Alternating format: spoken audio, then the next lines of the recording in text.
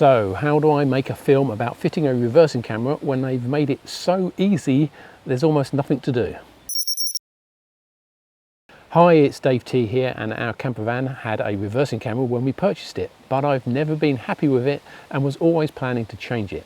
In fact, if you want to check out this video, I was originally going to change it as part of fitting a new stereo head unit and sat-nav, but that ran into other problems. So when Auto-Vox reached out to me and asked if I'd like to review their truly wireless backup camera kit, well, it seems silly not to. Now, for full disclosure, Auto-Vox sent me this unit free of charge, but other than that, they have had no control over the content of this video.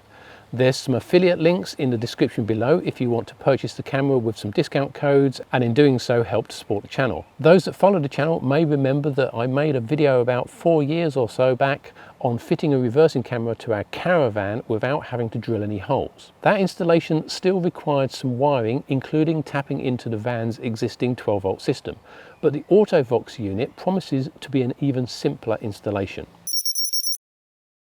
Okay, so Auto-Vox sent me the 5-inch screen version of the system, which is currently on Amazon with a list price of about £130, discounted to £122. There's also a 7.2-inch version at £155, which is identical apart from a larger screen and a dual antenna system for improved range. And don't forget those discount codes in the description.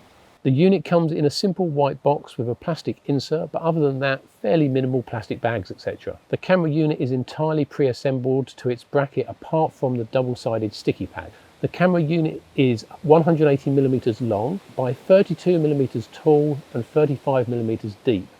The back plate of the bracket is 230mm long and 40mm tall and stands the camera off by about 13mm.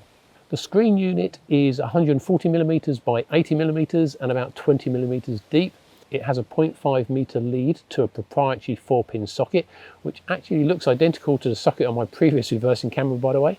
And this connects to a 1.5 meter lead from a standard cigarette lighter socket plug. This has a built-in USB port, so you shouldn't lose a phone charging outlet. It also has a button which, when pressed, triggers the camera to start transmitting. This is a useful option to activate the camera instead of reaching out to the screen. For me, at the moment at least, the power socket is right over on the other side of the van, so I'm going to have to press the button on the screen or ask my co-pilot to press the power button. There's also a stand to hold the camera, which has an adhesive pad on the base to stick it to the dash. And finally, there's also a 1 meter USB A to C cable for initially charging the camera unit. Speaking of the camera unit, this is larger than a typical reversing camera, and the reason for this is also the standout feature of the Auto-Vox camera. The bulk of the unit holds a built-in 500 mAh battery with its rear-facing surface taken up by a 120mm by 20mm solar cell. The camera at the end of the unit can be rotated by 70 degrees in total, 35 degrees up and 35 degrees down. There's a button on the camera end to turn it on and off, and the recommendation is to turn the camera off if the vehicle is going to be left unattended for a number of weeks. Pressing and holding the button for 10 seconds will put the camera into pairing mode, but it does actually come pre-paired, so you shouldn't need to do this. There's a USB-C socket at the opposite end with a fairly robust double seal rubber cover to keep the elements out. The recommendation is to fully charge the battery prior to installation and testing. This should, according to the specs, power the camera to transmit continuously for up to 12 hours. It's worth noting that the camera has 3 states in terms of power consumption, and the 12 hours refers to when it's actually transmitting a signal to the screen. The solar cell tops up the camera battery, and whilst there are not specs given for the solar cell's charge rate, I'd estimate from its size that it's about 150 milliamps. So given the camera's stated max current input of 420 milliamps, a few minutes of SOVR could, in good conditions, replace power used during about 1 minute of camera transmission. So you can see how it should really keep itself topped up most of the time.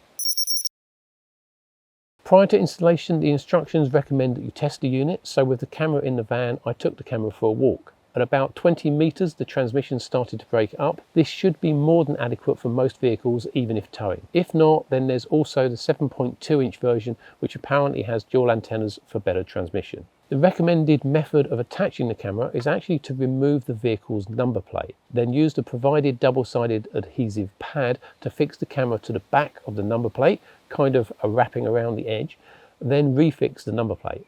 Now I can see this being a good option for number plates fixed to the vehicle with screws. In my case, our van's number plate is attached with adhesive tape, and since I'm fitting this whilst I'm actually away in the van, I don't have any spare to refit the number plate afterwards. Also, on our van, the number plate is not central, and I probably have to mount the camera below the number plate, which would then put the camera even more off center. I'd personally prefer the camera to be a little bit higher for my use, so what I decided to do was actually mount the camera just below the driver's side rear window. The window can still open, though not far because of the bike rack, which incidentally we don't actually use, and this shows one of the clear advantages of Auto-Vox design.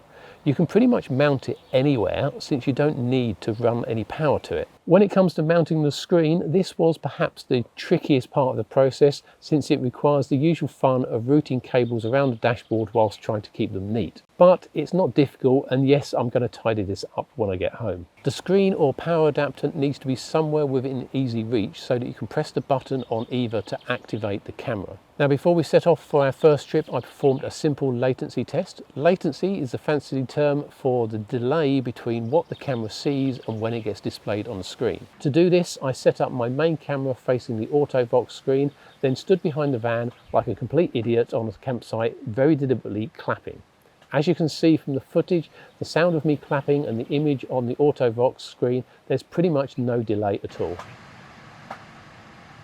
I don't think anyone is going to be reversing at high speed using only the Auto-Vox to see by, but if they did, then latency is not going to be the reason for them having an accident. The screen has 3 buttons on the side. The middle button is the menu or select button, and the others being to change the selection up or down. In normal operating mode, you can activate the screen by either pressing the power socket button or the top of these 3 buttons. If you have 2 cameras connected, then you can press the lower button to swap to camera 2, cameras 1 and 2 side by side, and then back to camera 1. The channel or camera number being viewed is shown in the top left corner of the screen, and the camera's battery level is shown in the top right corner. Pressing the menu button gives options to pair or repair cameras, change the screen's brightness and contrast.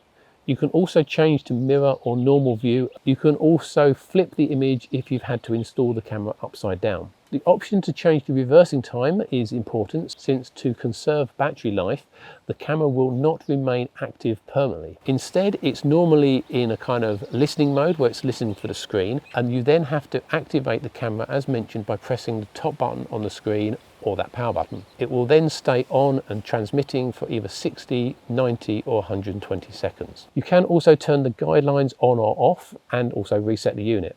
And by the way, if you want to adjust the size and angle of the guidelines, then you can do this by holding the menu button down for 4 seconds.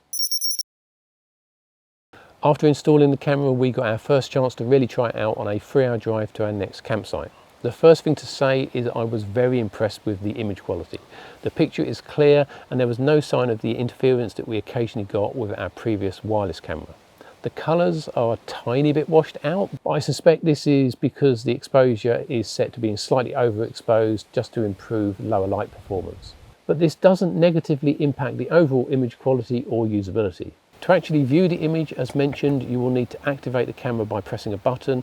It then takes about 5 seconds for the image to appear on the screen. In comparison, a built-in reversing camera takes around 1 to 2 seconds to come up on screen when selecting reverse gear.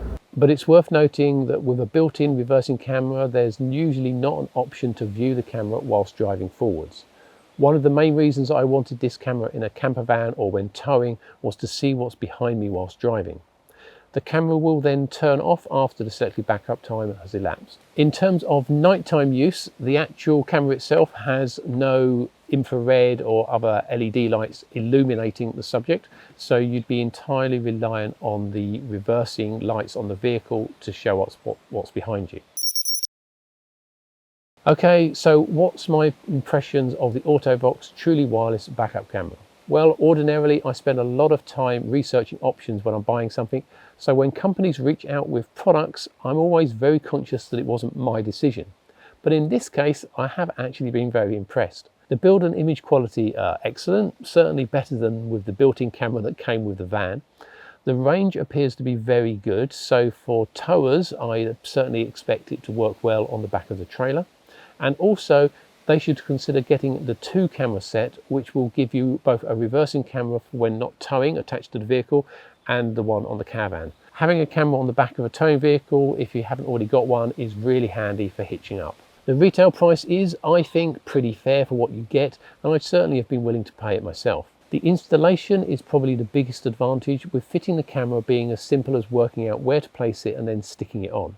There's no patching into existing wiring and no routing of cables. To be honest, I'm still working out the best place to put the screen on the dash, but that's my kind of choice and want to play around with it, so it's not really complicated or difficult. Are there any problems or faults with it? Well, it remains to be seen how well the principle of an external battery topped up by solar works. But in theory, and looking at the specs, bearing in mind that the camera isn't always active, then I'd certainly expect it to last quite a while even without the solar panel. And also, if it does run out of power, it can be topped up by temporarily plugging in a USB power bank. I haven't come across any real issues, but I do have 2 recommendations for improvements. The first would be very simple to implement, which is to have an additional backup time option of maybe 240 seconds. Current max of 120 seconds is okay, especially for reversing, but for monitoring traffic behind you when driving along, a longer option would be nice to have, even if it sacrificed a little bit of battery life. The second thing I'd recommend is regarding the screen power, which personally I'd like, if possible, for this to be a USB powered rather than a plug-in 12-volt socket. USB offers so much more flexibility, from sourcing different longer, shorter, different color cables to just generally being smaller and neater socket. But neither of those 2 items are really issues that would stop me from purchasing it. And in terms of the installation of a rear view camera, it's not going to get any easier than this. So based on my experience so far, yeah, I definitely recommend it. I hope you found this video helpful, or at least interesting, and if you have, then please do hit that like button and check out the description for product links and discount codes to help out the channel. If you are interested in seeing other videos I make, then please do consider subscribing to the channel and hitting the bell icon to be notified of new videos I post. But most of all, thanks for watching.